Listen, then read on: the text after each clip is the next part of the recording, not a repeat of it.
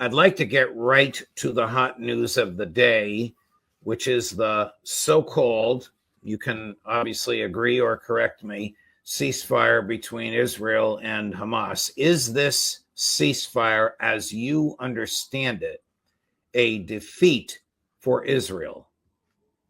Yeah, I think it's clearly a defeat for Israel. In fact, when I read it, I was actually shocked to read the details. I mean, first of all, the Israelis have agreed at the end of the ceasefire. And of course, you want to remember, we're assuming here that the ceasefire goes into place and that the ceasefire holds.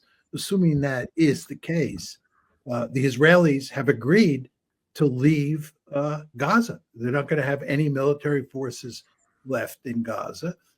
They've agreed to give up control of the Philadelphia corridor, which is the corridor or the line between Egypt and Gaza, which they insisted on holding.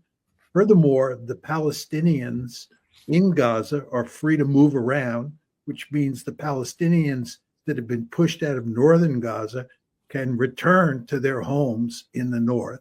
About a week ago, we were talking about the Israelis ethnically cleansing northern Gaza. That's not going to happen with this ceasefire.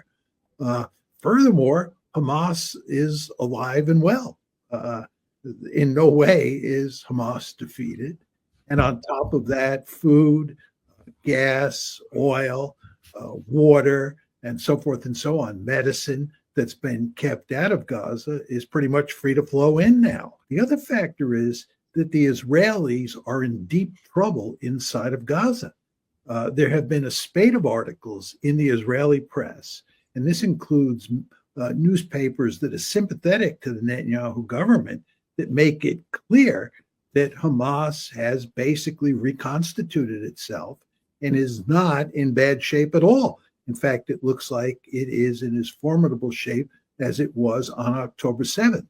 In addition, the Israelis are suffering significant casualties in Gaza, including northern Gaza.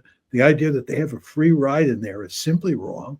And the Israeli army, which is constituted to fight short wars and is fighting not only a long war in Gaza, but is now stuck in southern Lebanon and stuck in Syria, is beginning to feel the pain of that commitment.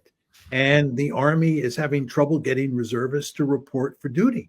So I think the state of the Israeli army, the casualties, the fact that Hamas is alive and well, coupled with Trump's pressure, is what pushed the Israelis to seriously consider this deal.